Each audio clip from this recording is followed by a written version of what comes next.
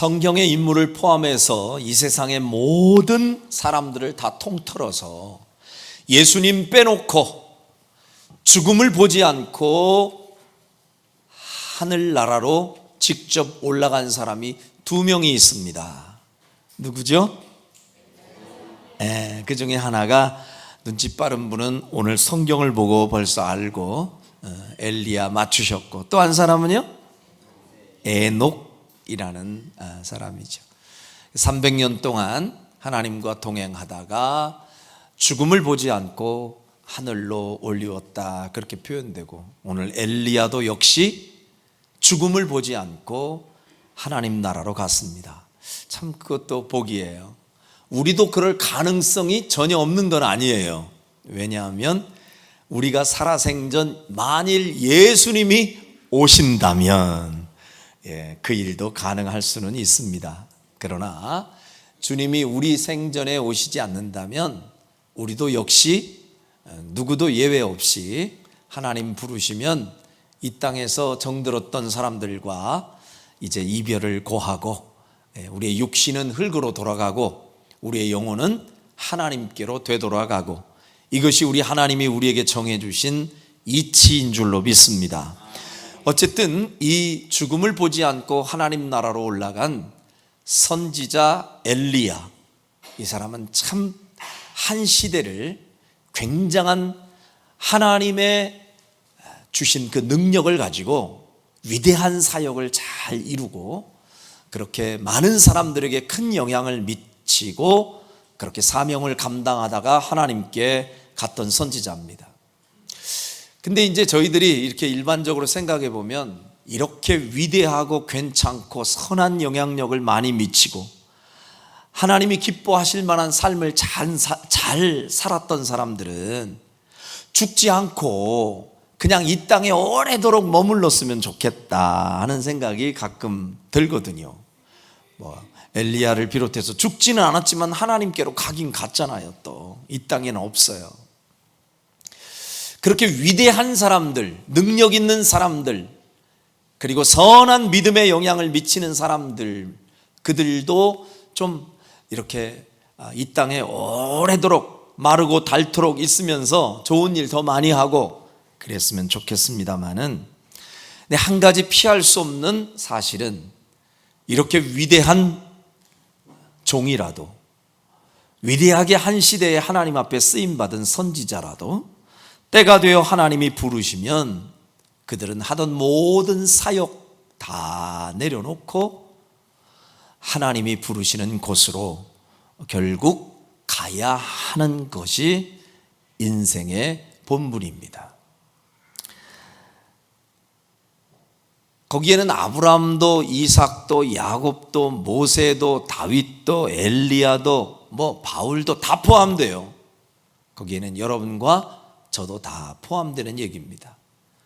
아무리 이 시대에 우리가 어떤 위대한 업적을 남기고 위대하게 살고 능력 있게 살아도 그렇게 살지 못한 사람, 그렇게 산 사람 상관없어요. 언젠가는 피할 수 없는 진리는 주님이 오라 하시면 다 미련 없이 내려놓고 하나님께로 가야 한다는 것. 여러분, 이 사실을 우리가 자꾸 부정하거나 모른 척하며 살지 않기를 바라고요. 그걸 인정하고 사는 사람이 인생을 참 겸손하게 살 수가 있습니다. 저는 이런 이야기를 하려다 보면 꼭 이렇게 생각나는 장면이 있고요. 또 몇 번 제가 여러분에게 언급했던 사실인데, 어린 시절 땅 따먹기 하면서 놀았던 그 모습을 제가 종종 생각합니다. 그때는 요즘처럼 그렇게 좋은 놀이 문화가 있지 않았잖아요. 그저 땅이 그냥 놀이 수단이에요. 친구들과 함께 한나절 열심히 땅 따먹기를 하기 위해서 고군분투하며 싸우면서 그 놀이를 합니다. 그러다가 제법 많은 땅이 확보되면 점심 먹는 것도 잊어버린 채 놀이에 집중해서 기분 좋게 그 땅을 늘려가는 재미에 빠져요. 손에는 흙이 범벅이 되어 있고 또 친구들과 밀고 당기면서 한껏 땅을 많이 차지해 놓고는 그렇게 흡족한 모습으로 있는 때에 어느 시점 해가 뉘엿뉘엿 넘어가면 여지없이 멀리서 들려오는 소리가 있습니다. 어머니의 부르는 소리. 아들 뭐 하고 있냐 거기서. 그만하고 빨리 와. 안 돼요 어머니. 지금 여기 땅 많이 따놓고 나 이거 조금 더 누려야 돼요. 이놈의 자식 쓸데없는 짓 그만하고 빨리 와. 빨리 와. 여러분, 이 빨리 오라는 명령을 끝까지 고집 피우면서 거절할 수 있는 사람이 없더라고요. 그러면 아무리 아까워도, 아무리 더 거기서 누리고 싶어도 먼지 털고 손 털고 일어나서 집으로 돌아가던 그 우리의 모습이 어쩌면 그 하나님 앞에 돌아가야 할 우리의 인생의 모습을 반영한 모습이 아닐까 하는 생각을 해요. 이 땅에서 수없이 주어진 삶의 무대에서 열심을 다하여 고군분투하며 조금 더 내 삶의 영역을, 지경을 넓히고 땅을 넓히고 꼭 땅 따먹게 하는 것 같아요. 제 생각에는. 그렇게 열심히 성실하게 살다 보면 어느덧 황혼이 짙어지는 인생의 황혼을 만나게 됩니다. 지금은 아직은 아니에요. 나 좀 더 누려야 돼요. 우리가 아무리 애쓰고 몸부림쳐도 하나님은 마지막 우리를 부르십니다. 그만해라. 그만하고 미련 갖지 말고 손 털고 이리 오거라. 하나님이 명령하는 그 마지막 명령, 그 명령을 거절하고 거부할 수 있는 사람이 여기 단 한 사람도 없습니다. 주님이 오라 하시는 그날 우리가 언제든 준비된 모습으로 미련 없이 손 털고, 주님이 엘리야를 부르면 엘리야도 아니 주님, 제가 이 능력의 사역을 이렇게 많이 감당했는데 조금 더 놔두세요. 저 여기서 조금 더 일해야 됩니다가 아니라 미련 없이 그 모든 사역을 뒤에 후임자에게 맡기고 주님의 품으로 떠나갔던 엘리야처럼 우리도 어느 날 주님이 부르시면 아까워하지 말고 미련 갖지 말고 여러분의 손에 쥐었던 모든 것 내려놓고 기쁨으로 주님의 품에 찬송하며 안길 수 있는 믿음 좋은 목사와 성도들이 되기를 주의 이름으로 축원합니다. 때로는 이것이요, 목사들한테도 여러분 순종하기 힘든 경우도 있더라고요. 가끔. 무슨 얘기냐, 저 청주에 어느 교회라고 밝힐 수는 없지만 꽤 제법 큰 교회인데 그 교회 목사님이 연세가 80이 훨씬 넘으셨어요. 그런데 교회가 엄청나게 사이즈가 커져서 교회 건물도 대단한데 저 제주도에도 땅을 사놓고 센터를 짓고 오창에도 크게 센터를 짓고 그 모든 재산만 다 요즘 가치로 따지면요 190억에서 200억 정도가 된대요. 그 정도의 재산을 가지고 있는 교회가 되었어요. 그런데 이분이 연세 70이 넘어가면서부터 그 모든 이제 교회의 살림과 또 사역을 누군가에게 맡기고 당신이 은퇴를 해야 되는데 성도들 앞에 공공연히 이제 제가 후임자를 찾겠습니다. 좋은 후임자를 만나면 내가 물려주고 나는 은퇴하겠습니다. 아이 말했는데 그때부터 후임자가 딱 와서 이제 1년간 이렇게 사역을 하면 어떤 사람이 와도 목사님 마음에 안 드는 거예요. 그래서 1년마다 계속 잘라내는 거야. 목사님 은퇴 왜 안 하세요? 아니 후임자가 아직 안 나타나서 못 한다고. 그러는 게 10년이 훌쩍 넘어서 80이 훨씬 넘었는데 그래도 은퇴를 안 하는 거예요.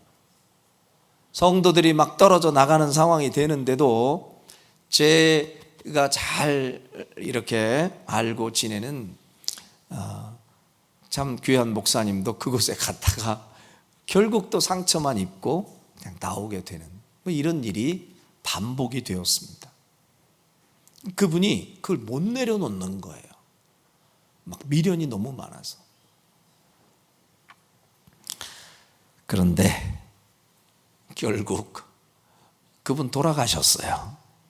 그렇게 끝까지 후임자 못 정하고 10수년을 계속해서 사람 자르다가 결국은 강단에 올라가는 것도 비틀거리며 올라가고 말도 발음이 제대로 되지 않아서 줄줄 새는데도 끝까지 그 모양을 가지고서 강단에 서서 못 내려놓다가 그 하나님의 부름을 거절하지 못하죠.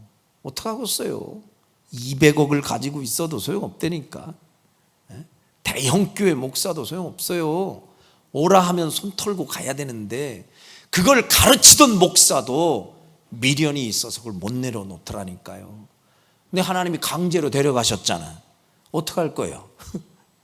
그분은 그냥 떠나게 되시고 교회가 술렁술렁하고 어려워졌다는 상황을 얼마 전에 접하게 되었습니다. 참 덕스럽지 않죠. 너무 부끄러운 얘기죠. 저는 교회를 얼마나 크게 지었느냐, 그 교회의 재산이 얼마나 많이 있느냐, 이것은 주님의 관심사가 전혀 될 수 없는 요소입니다. 그게 뭔 의미가 있어요? 몇 명이 안 되는 성도만 있는 작은 교회 목회자라도 그저 주어진 기간 동안 주님의 심정을 가지고 진실하게 목회하다가 주님이 오라 하실 때에는 미련 없이 깨끗하게 손 털고 후임자에게 물려주고 주님께 멋지게 떠날 수 있는 그 멋진 목사, 여러분의 담임 목사가 그런 목사 되도록 기도해 주시길 바랍니다. 저는 지금은 아직은 그럴 마음이 가득한데, 저도 모르지 나이 들어서 욕심이 발동해가지고 지팡이 짚고 흔들면서 여기 올라오고 있는 때까지 여러분이 그 모습을 지켜볼 걸 상상하니 진짜 끔찍해. 그러면 안 되거든요. 근데 참 좋은 의미에서 우리 김진건 집사님은 저보고 목사님은 절대 은퇴한다는 얘기 하지 마세요. 목사님 마르고 닳도록 돌아가실 때까지 목회하셔야 됩니다. 네, 그 말의 의미는 알지. 얼마만큼 목사를 신뢰하고 목사를 응원하는지 그 마음은 알아요. 그러나 어느 순간 하나님께서 내려놓아라 하신다면 정말 그 제 생각과 상관없이 미련 없이 손 내려놓고 하나님 손에 교회 맡기고 후임자에게 맡기고 박수 칠 때 멋진 모습으로 딱 떠날 수 있는, 여러분 그런 목사 얼마나 멋있어요. 난 저 스스로 그런 목사가 되고 싶다고 지금 기도는 하고 있는데 여러분들도 꼭 기도해 주시기를 바랍니다. 여러분, 본문의 상황은 그렇게 하나님께서 한 시대에 사용하셨던 그 엘리야를 이제 데려가시려고 하는 거예요. 그거를 엘리야도 알았고 엘리야에게 많은 제자들이 있었는데 그 제자 중에 수제자였던 엘리사도 알았고 이제 하나님이 곧 엘리야를 데려가려고 합니다. 왜 데려가십니까? 나 좀 더 해야 됩니다. 아니요. 그런 얘기는 우리가 할 얘기가 아니죠. 하나님의 주권에 의해서 엘리야를 데려가려 할 때 엘리야는 순종하면서 그 하나님의 부르심에 지금 순종하며 가고 있습니다. 그리고 그 상황에서 엘리사의 마음이 이런 마음이 드는 거예요. 평소에 내가 따라다녔던 존경스러운 우리 선생님 엘리야가 사역을 마치고 이제 하나님 품으로 가는구나. 근데 그동안 너무 부러웠어요. 엘리야 선생님이 받았던 그 하늘의 능력과 자원이 얼마나 컸는지, 그가 하나님의 위대한 사역을 얼마나 멋지게 감당했는지 가장 가까운 자리에서 목격했던 엘리사는 그 엘리야가 떠나기 전에 하나님으로부터 우리 선생님이 받았던 그 하늘의 능력을 자기도 꼭 받고 싶었던 거예요. 그래서 스승이 떠나가기 전에 그 스승이 받았던 하나님의 은혜와 능력을 자신도 받기를 간절히 소망하는 마음으로 엘리야의 마지막 가는 길을 붙쫓아서 지금 걷고 있습니다. 그러면서 마지막에 엘리야에게 자기의 소원을 얘기하는 장면이 오늘 우리가 읽었던 본문 9절에 나옵니다. 9절 말씀 다시 한번 보고 제가 말씀 이어갑니다. 시작. 그날에 엘리야가 엘리사에게 이르되 나를 내게서 데려감을 당하기 전에 내가 내게 어떻게 할지를 구하라. 엘리사가 이르되 당신의 성령이 하시는 역사가 갑절이나 내게 있게 하소서 하는지라. 아멘. 마지막에 하나님 품으로 떠나기 직전에 엘리야가 엘리사 자기의 제자에게 소원을 묻습니다. 네가 도대체 무엇을 원하느냐? 무엇을 원하면서 이렇게 끝까지 따라오는 거니? 뭐를 원하니? 라고 물어요. 여러분, 이 질문이 참 중요한 질문이에요. 가끔은 하나님께서 결정적인 순간 여러분과 저에게도 이렇게 물을 때가 있어요. 네가 원하는 것이 무엇이냐? 내가 네게 무엇 해주기를 원하느냐? 이 음성 받고 이 대답 받으면 진짜 우리의 인생 대박 난 겁니다. 지금 엘리사는 마지막 관문을 통과하고 엘리야에게 아니 도대체 뭘 해주기를 원하느냐라고 묻는 거예요. 이때 대답 잘해야 되는데 이 엘리사는 무엇을 원했느냐? 당신의 성령이 하시는 역사. 자, 지금 이 엘리야에게 역사하시고 엘리야에게 능력을 부어주셨던 성령님, 그 성령께서 가지고 계셨던 그 능력, 주셨던 능력, 그 능력을 내가 갑절을 받고 싶습니다. 선생님이 받으셨던 하나님의 능력 제가 갑절로 받고 싶습니다. 이게 엘리사의 소원이었어요. 만일에 우리가 여러분 그 자리에 있었다면 우리는 무엇을 구했을까? 여러분과 제가 그 마지막 현장에서 이 누군가가 엘리야가 됐든 하나님이 됐든 우리에게 물어요. 네가 도대체 뭘 원하니? 너 원하는 거 하나만 얘기해. 그거 꼭 들어줄게. 그럼 여러분 뭘 대답하시겠어요? 이거 말 잘해야 되거든요. 그 딱 한 번의 기회. 왜 그런 거 있잖아요. 요술 램프에서 뭐가 이렇게 딱 요정이 나와가지고 세 가지 소원을 들어준대. 근데 세 가지 딱 말 잘해야지. 거기서 말 잘못했다가는 저기 소원이 싹 날아간다 뭐 그런 거 있잖아요. 근데 세 가지가 아니라 딱 하나야. 근데 여러분에게 물어요. 무엇을 해주길 원하느냐? 생각이 막 돌 거예요 아마. 그죠? 아, 큰일 났다. 뭘 그러지? 딱 하나만 구해야 돼. 하나만. 근데 여기서 엘리사는 뭘 구했어요? 하나님의 갑절의 능력을 구했어요. 단순한 물질적인 축복이나 세상 성공과 명예를 구하는 게 아니라 하나님의 크신 능력, 나는 그거 받으면 족합니다. 정말로 여러분과 제가 그걸 구할 수 있을까? 그 가치를 아는 사람은 이걸 구할 거예요. 그런데 늘 그냥 하나님보다 돈 더 좋아하는 사람은 뭘 물으세요 그걸. 돈만 그냥 돈 배락을 한번 맞고 싶습니다. 제가 지금 돈 방석 위에 내가 한번 앉고 싶습니다. 여러분 이렇게 구할 사람들 우리 세상의 주변에 즐비합니다. 그러나 세상의 모든 사람들은 다 물질적 축복이나 세상 성공과 명예를 구하는 그 자리에서 여러분과 저는 엘리사와 같이 아니요, 다른 거 상관없습니다. 하나님이 주시는 갑절의 능력, 저 그거 받고 싶습니다. 아멘. 진실로 그것을 구할 수 있을 만큼 하늘의 영적인 능력을 욕심낼 수 있는 여러분과 제가 될 수 있기를 주님의 이름으로 축원합니다. 그가 가장 사모했던 것은 하나님이 주시는 갑절의 능력이었지 사람들이 부러워하는 어떤 자원 아니었습니다.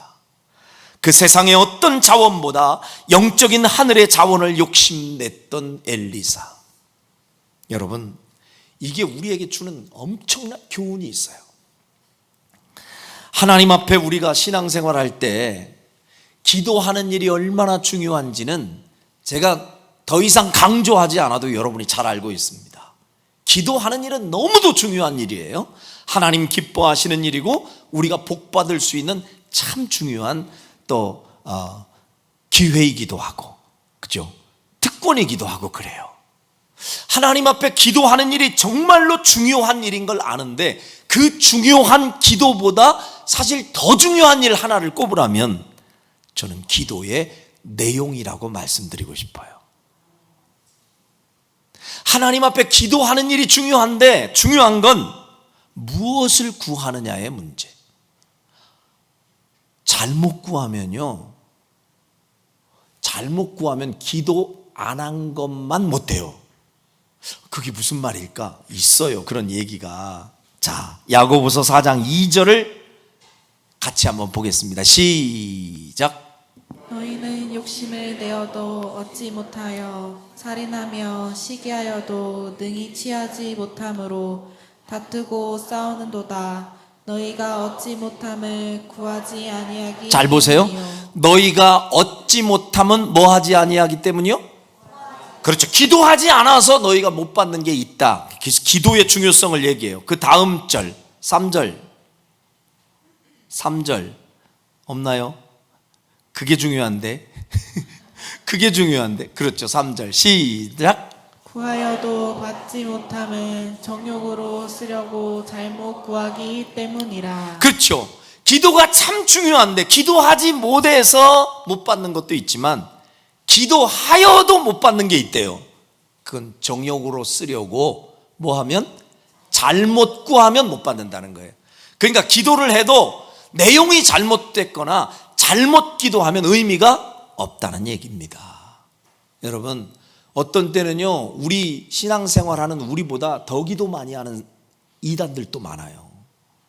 무속인들 우리보다 더 큰 정성과 여러분 마음을 기울여서요, 계룡산 중턱에서 목욕 재개하고 하얀 옷 입고 깨끗한 정수물 떠놓고 거기서 빌고 기도하는 사람이 있어요.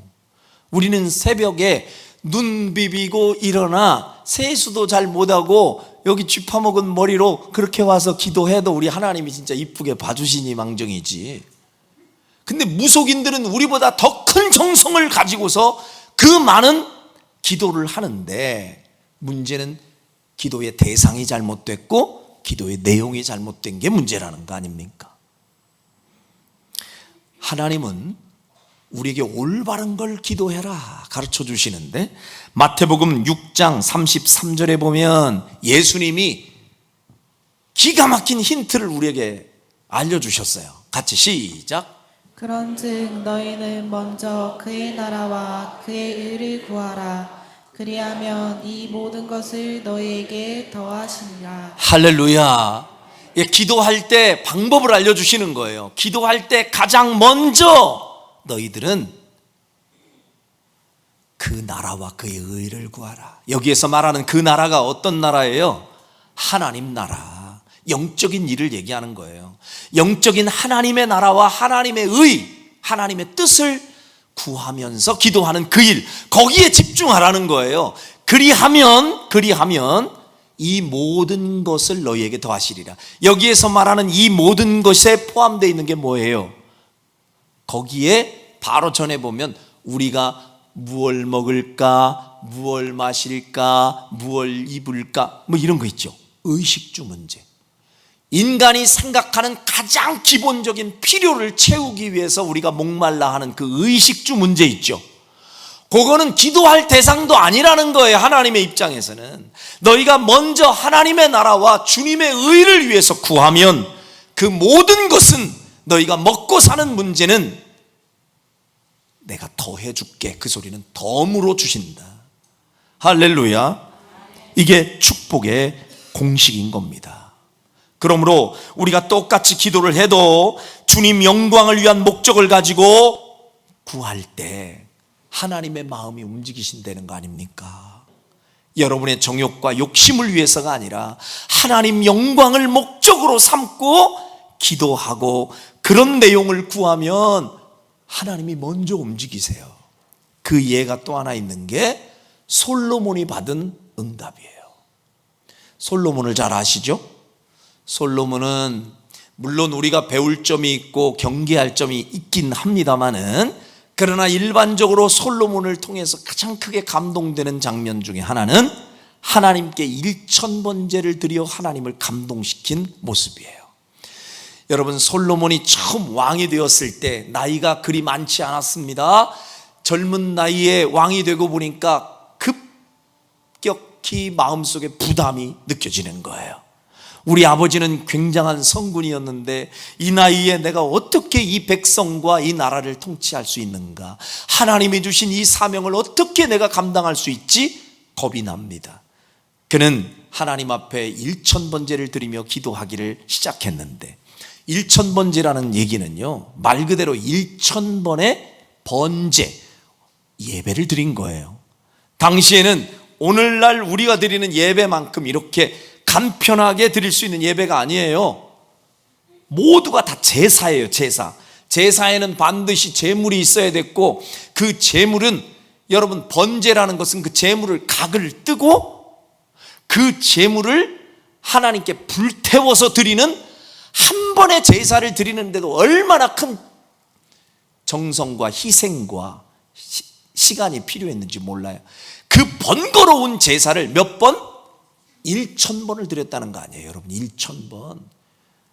쉬운 게 아니에요. 우리 교회도 1000번제를 지금 드리는 분들이 있는데, 여러분, 1000번제를 드리는 분들의 그 마음이, 그 솔로몬의 마음을 가지고 여기에 주님 앞에 기도하며 심으면 저는 솔로몬이 받았던 응답 그분들도 받게 되리라고 믿습니다. 근데요, 이 솔로몬이 1000번제를 다 드렸을 때 마지막에 주님이 감동을 하세요.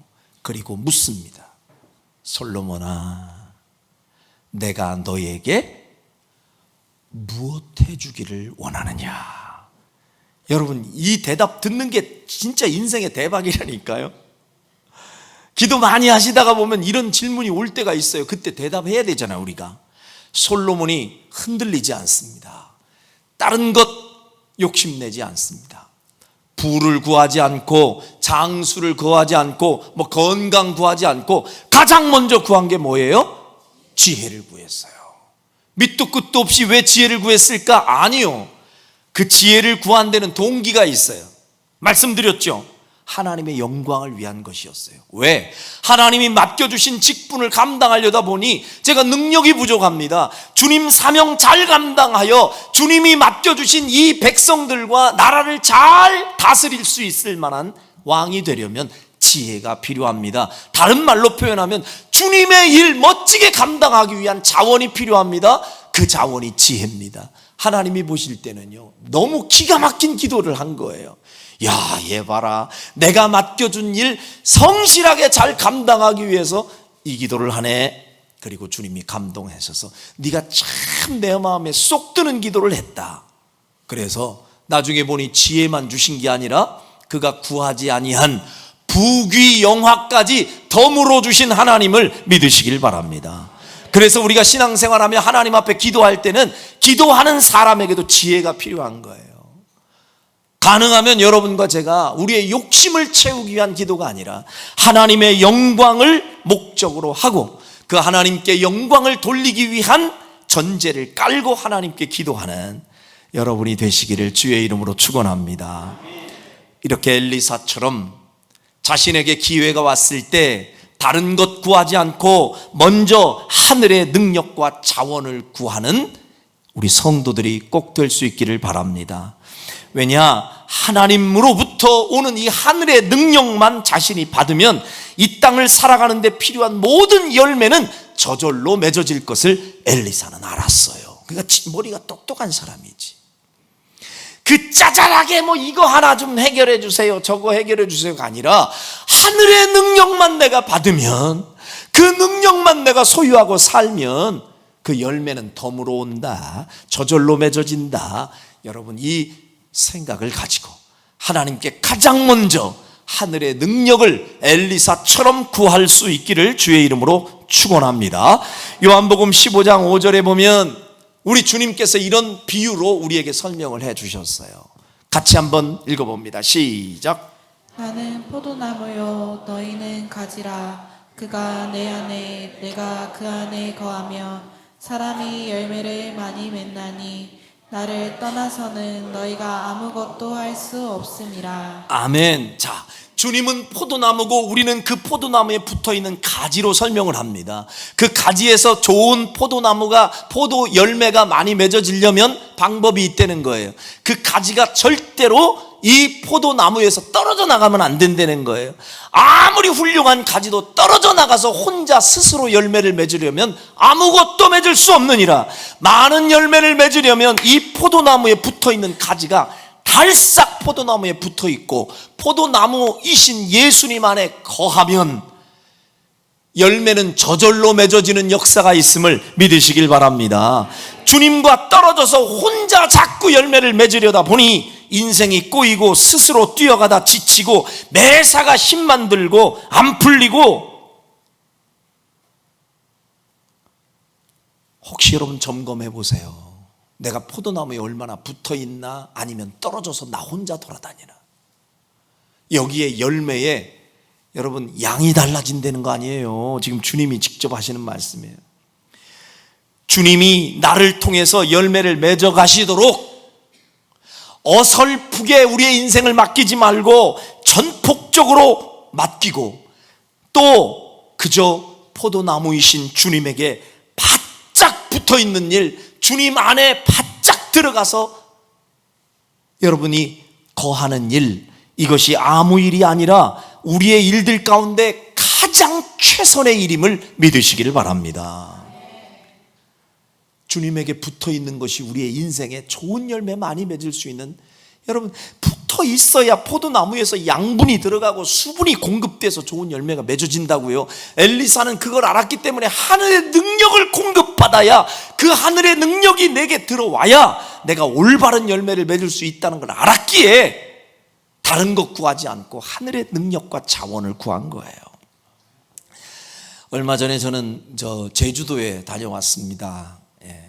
가족들과 함께 제주도에 갔는데 그 깨끗한 제주도에도 똥파리가 있더라고요. 보니까 이쪽 저쪽에 관리 안 하면 똥파리 돌아다니고 그러더라고요. 저 혼자 그런 또 생각을 해봤어요. 그 똥파리가, 제주도에서 똥파리가 있으면요, 그 똥파리는 언제까지나 그 제주도에만 있어야지 지가 무슨 힘으로 날라서 여기 대전까지 올 수가 있겠어요. 근데 방법이 하나 있더라고. 우리가 타는 비행기 안에 지가 쏙 들어가 가지고 비행기에 딱 달싹 붙어 있기만 하면 이것이 지 힘으로 날라서는 못 와도 비행기 안에만 붙어 있으면 청주도 오고, 청주까지 와서 우리 차에 딱 달라붙으면 대전도 오고, 그거 가능한 거예요. 여러분과 저의 인생이 내 힘과 내 스스로는 아무리 날개짓하고 발버둥을 쳐봐도 제주도에서 부산까지도 못 날라오는 형편이어도 안전한 비행기가 되시는 우리 예수님 안에 붙어 있기만 하고 들어가 있기만 하면 그 주님의 능력 까닭에 불가능이 가능으로 바뀌고, 얼마든지 주님 안에서 우리가 천국을 소유할 수도 있고 수많은 기적을 경험할 수 있음을 믿으시길 바랍니다. 자, 또 하나 우리 엘리사에게서 또 하나 도전받을 수 있는 것은, 그가 하늘의 능력과 자원을 구했던 모습처럼 우리도 그걸 구해야 되겠고, 이왕 그 하늘의 능력을 구하려면, 따라합시다. 이왕 구하려면 크게 구하자. 아멘.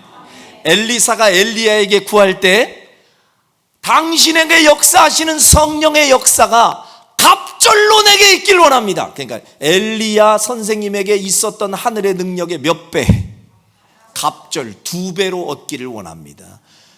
자, 여러분 이 기도의 사이즈 대단하지 않아요? 시편 81편에 네 입을 넓게 열라 내가 채우리라, 하나님이 그렇게 약속하셨잖아요. 이왕 꿈을 꾸면서 기도하려면 큰 꿈을 꾸면서 하나님께 기도할 수 있는 여러분이 되시길 바랍니다. 만일에 엘리사가 엘리야 선생님한테 조금 미안하고 눈치가 보여서 아이고 능력을 받아도 그냥 갑절로 우리 선생님보다 2배로 더 많이 뛰고 살고는 싶은데 이 말을 하면은 우리 선생님이 기분 나쁘시겠지? 자존심 상하겠지? 그러면 이제 생각을 하는 거예요. 선생님이 받아 누렸던 그 굉장한 능력 좋은데 거기서 절반만 나에게 와도 감지덕지죠. 근데 이게 굉장히 겸손같이 느껴지죠. 근데 영적인 욕심은 교만이 아니에요. 영적으로 하나님께 신령한 은혜를 받는 것에 대해서 사모하는 마음은 그거는 교만이 아니라 믿음이에요. 그래서 야곱은요 생사를 걸고 그 하나님의 능력과 축복을 받기 위해서 그렇게 애절하게 하나님께 구했잖아요. 우리 엘리사는요 하나님께 받는 능력이라면 선생님 눈치 볼 게 아니라 갑절로 내가 받고 싶습니다. 내 갑절로 받아서 갑절의 능력을 행사하며 갑절의 열매를 맺어 갑절로 하나님께 영광 돌리면 되지. 여러분 이 믿음의 사이즈를 가지고 우리 교회도 우리 성도들도 큰 꿈을 가지고 기도할 수 있기를 주의 이름으로 축원합니다. 만일에 엘리사가 엘리야의 절반만큼만 주세요 했다면 그 생각의 사이즈만큼 그는 엘리야의 절반만큼만 일하다 갔을 거예요. 그런데 신기하게도 엘리사가 꿈꾸었던 갑절의 능력을 주옵소서 했더니 진짜 갑절의 능력이 임하고 엘리야보다 더 큰 능력과 기적과 열매를 많이 맺다가 하나님 품에 간 선지자가 된 줄로 믿습니다. 그러므로 하나님 안에서 아름답게 쓰임받고자 하는 영적인 기대 수준은 높으면 높을수록 크면 클수록 좋은 겁니다. 하나님은 엘리사와 같은 그 근성을 가지고 하나님의 큰 능력을 받기를 소망하는 성도를 오히려 지금도 찾고 계시는 줄로 믿습니다. 그러나 마귀의 전략은 우리로 하여금 그 하나님의 능력을 사모하는 마음을 처음부터 꺾기를 원하고 교란시키면서 포기하기 쉽게 그렇게 역사를 합니다. 이 마귀는요. 그것도요. 우리가 좀 선한 믿음의 욕심, 영적인 욕심을 품고 주님 내가 갑절의 능력을 받아 이렇게 멋지게 주님께 쓰임받고 싶습니다 하고 기도하다 보면 그 사기를 확 꺾는 그 일에 가장 먼저 마귀가 도구로 사용하는 사람이 누구냐? 내 주변의 인근에 가장 가까운 사람이에요. 여러분 이건 참고하고 들으세요. 그 가끔은 우리가 옆에 동역자로 함께하는 사람들이 내게 좋은 디딤돌이 되고 용기가 되고 지렛대가 되기도 하지만 가끔은 악한 마귀가 딱 활용해가지고요 우리를 넘어뜨리는데 명수로 사용해요. 한번 보십시다. 지금 엘리사에게 가장 큰 걸림돌이 누구였냐? 선지생도들이에요. 오늘날로 얘기하면 엘리야의 교육을 받던 제자들, 다시 말하면 엘리사하고는 동료들이에요. 동료들. 근데 이 선지생도들이 자기들의 생각 속에서는 옳은 말이지만 엘리사의 사기를 꺾는 말을 계속 조목조목 던집니다. 자, 3절 말씀 보세요. 3절. 오늘 본문 3절 시작. 베들에 있는 선지자의 제자들이 엘리사에게로 나와 그에게 이르되 여호와께서 오늘 당신의 선생을 당신의 머리 위로 데려가실 줄을 아시나이까 하니 이르되 나도 또한 아노니 너희는 잠잠하라 하니라. 5절도 함께 보십시다. 시작. 여리고에 있는 선지자의 제자들이 엘리사에게 나와 이르되 여호와께서 오늘 당신의 선생을 당신의 머리 위로 데려가실 줄을 아시나이까 하니 엘리사가 이르되 나도 아노라 너는 잠잠하라. 자, 3절과 5절 베델에서도 혹은 여리고에서도 이 선지생도들이 자꾸 따라 붙으면서 얘기를 해주는 거예요. 엘리사 보고 그만하세요. 그거 쓸데없는 헛고생이에요. 보니까 그 엘리야 선생님은 하나님께서 이제 때가 되어서 그 선생님 훅 갑자기 데려간다니까. 근데 그 쓸데없이 계속 쫓아가다가 닭 쫓던 개신세 되려고 그러냐고. 아니 이런 얘기는 성경에 없는데 그냥 알아듣기 쉽게 제가 설명하는 거예요. 어디 닭 쫓던 개가 어디 있어? 이러지 마시고, 자, 선지생도들의 얘기를 풀어서 얘기하자면 그 소리예요. 괜히 그 쓸데없는 짓 하지 말라고. 그거 헛고생이라고. 실컷 괜히 고생하면서 선생님 따라가 봐야 당신이 얻을 거 없으니 가지 말라고. 이걸요 베델에서뿐만이 아니라 다른 지역 갔더니 거기에서도 선지생도들이 달라붙어가지고 그 얘기를 하는 거예요.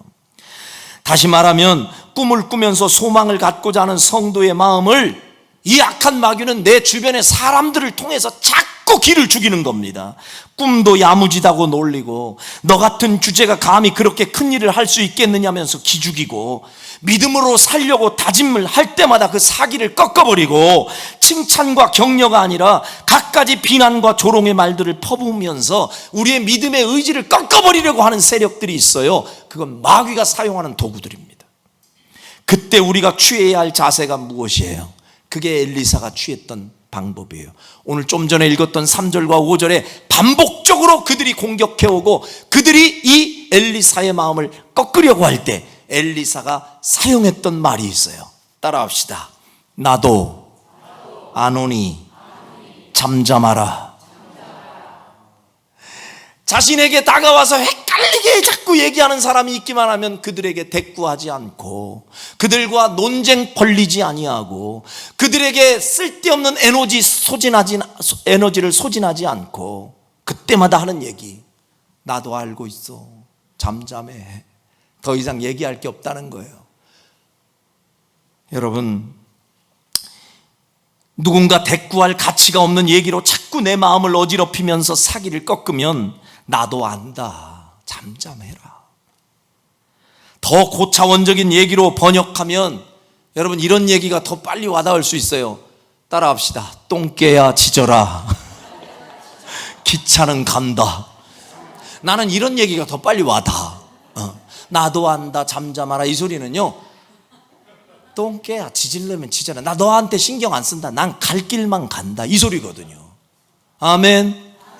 여러분, 굳이 이해 못하는 사람들을 일일이 상대하면서 에너지 뺏길 필요가 없다 그 말이에요. 그럴수록 더욱 주님에게만 집중하면서 엘리사처럼 우리의 주님만을 바라보며 끝까지 근성 있게 따라가는 성도들이 되기를 주님의 이름으로 축원합니다. 아무리 선지생도들이 달라들어서 그 쓸데없는 짓 하지 마라, 별소리 다 해도 나도 안다, 잠잠하라. 너하고 얘기할 시간 없어. 그래, 엘리야만 따라가는 거야. 엘리야만 막 끝까지. 자, 여러분, 하나님이 주시는 갑절의 능력을 받으려면 어지간한 사람들의 소리에 흔들리지 않는 믿음이 있어야 되는 겁니다. 엘리사의 끈질긴 인내. 여러분, 갑절의 능력을 받기까지 엘리사가 거쳤던 동네 이름이 4곳이 나와요. 따라합시다. 길갈, 베델, 여리고, 요단.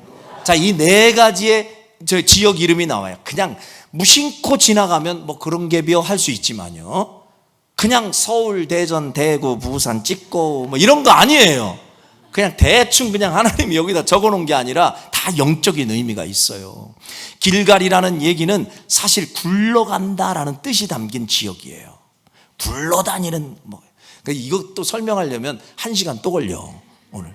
그리고 이거 다 생략하고, 베델이라는 것은 뭐 하나님의 집이라는 의미 아시죠? 그래서 여러분, 우리의 인생으로 보면 다 인생이 거치는 과정과 단계가 있는 거예요. 지금 엘리사가 처음 마음먹고 그 하나님의 능력을 받기까지 쫓아가고 거치는 단계가 수월하지 않았어요. 그 4단계가 있는데 싹 생략하고 마지막 어디에서 이 갑절의 능력을 받았느냐? 거기가 요단이에요. 요단. 따라합시다. 요단. 자, 결국은 무슨 말이냐면 이 엘리사가 엘리야를 따라가는데 어디까지 따라갔느냐? 요단까지 따라갔다는데, 이 요단이 가지고 있는 의미가 있어요. 영적인 의미. 여러분도 잘 알고 있어요. 요단, 뭐가 생각나요? 요단강 생각나죠? 맞아요. 요단강. 요단강 생각하면 뭐가 생각나야 되느냐? 며칠 후 어디 건너가? 요단강 건너가 만나리. 아니, 교회 안 다닌 사람도 요단강은 알더만. 아니, 알아요. 그리고 안 믿는 사람들도 저것이 진짜 요단강 건너게 해줄까 막 이래요. 그래갖고, 아니, 교회 다녔어요? 그러면 아니, 어디서 들은 풍월로 없는 거예요. 내가 보니까 이 요단강이라는 소리는 마지막 관문을 얘기하는 거예요. 그래서 우리가 요단강을 건너고 나면 하나님이 예배해 놓으신 축복의 자리가 딱 준비되어 있죠. 그래서 우리가 마지막 요단강을 건넌다는 것은 마지막 관문을 넘는다는 얘기예요. 다시 말하면 엘리야가 마지막 따라가던 그 마지막 지점은 요단이라고 표현한다면, 굳이 이것을 영적으로 해석하자면 그가 어디까지 따라갔느냐? 죽기까지라는 단어로 저는 표현하고 싶어요. 죽기를 각오하고 죽기까지 중간에 가다가 에라 모르겠다 성질나서 못 따라가겠다, 에라 모르겠다 너무 힘들어서 못 가겠다가 아니라 죽기까지, 주님의 응답이 떨어질 때까지, 하나님의 능력을 받을 때까지 끝까지 뚝심 있게 근성을 가지고 요단까지 걸어가는 여러분과 제가 되어야 할 줄로 믿습니다. 죽기를 각오하는 자세로, 죽으면 죽으리라는 각오로 요단까지 따라가는 그 근성을 가지면 하나님은 결국 우리에게 저 주시는 하나님이심을 믿습니다. 여러분, 별것 아닌 물방울도 지속적으로 한 곳에 떨어지면 바위도 뚫는다는 사실을 우리가 알고 있습니다. 그 중에 한 사람, 하나님의 축복을 크게 경험한 사람들의 공통된 특징 중에서 한 가지가 있는데, 그 중에 한 사람 야곱을 소개하면요, 야곱의 이름이 바뀌는 때가 언제였냐? 야복강 강가예요. 거기서 기도하며 하나님 앞에 내가 축복받지 않고는 못 일어납니다. 하나님, 내가 지금 가진 것 많아도 고향으로 돌아가면 우리 형한테 죽습니다. 하나님이 축복 안 해주면 나 끝납니다. 축복해 주세요 하고 하나님의 사자, 천사와 씨름을 하는 장면이 나와요. 그런데 하나님의 사자가 막 시험을 하는 거예요. 놔라, 이거 놔라 그래요. 못 놓습니다. 오늘 축복 안 해주면 나 오늘 여기서 죽겠습니다. 야곱이 막 끈질기게 무너져요. 아니, 이렇게 붙들고 막 늘어져요. 그랬더니 야곱의 환도뼈를 그냥 확 쳐가지고 위골시켜버리죠. 그런데도 야곱이 거기서 안 끝나고 끈질기게 붙들고 죽기를 각오하고 늘어졌더니 그때 하나님의 응답이 나와요. 이 지렁이 같은 야곱아, 내가 더 이상은 너를 야곱이라 하지 아니하고 이스라엘이라 하리라. 할렐루야. 여기서 말하는 이스라엘이라는 단어는 하나님과 겨루어 이기었다 하는 얘기예요. 와, 대단한 얘기죠. 여러분, 하나님과 씨름해서 여기서 이길 수 있는 분 없어요. 인생 누구가 글쎄 하나님과 씨름해서 이길 수 있냐고요. 하나님이 어떤 분인데 우리가 하나님을 이겨요. 근데 굳이 성경에서 이 표현을 했다는 얘기는 하나님이 져서 진 게 아니라 져준 거예요. 왜? 야곱의 그 근성을 보고. 우리 아이들이 부모에게 무언가를 요구할 때 쫓아다니면서 화장실까지 쫓아가고 침실까지 쫓아와서 제발 이것 좀 한번 해주셔야 돼요 막 근성 있게 여러분 해보면요, 처음엔 안 돼, 이놈아 안 돼 하다가도요, 결국은 아버지 어머니가 손 들어주는 거예요. 져주는 거예요. 힘없어서가 아니라 그 근성 때문에. 여러분, 오늘 여러분과 제가 하나님으로부터 오는 그 갑절의 능력을 정말로 엘리사처럼 사모하는 마음을 가지고 그 능력과 은총을 받기 위해 누가 나에게 다가와서 방해하고 유혹해도 결코 요동함 없는 뚝심을 가지고 요단까지, 따라합시다. 요단까지, 죽기까지, 그런 마음을 가지고 포기하지 않는 근성을 가지고 주님 따라가며 신령한 하나님의 능력을 구하는 성도들이 되셔서 결국 엘리사가 받았던 그 하나님의 갑절의 능력과 은총을 받고 남은 인생 하나님께 멋지게 쓰임받는 인생들이 되기를 주님의 이름으로 축원합니다. 기도하겠습니다.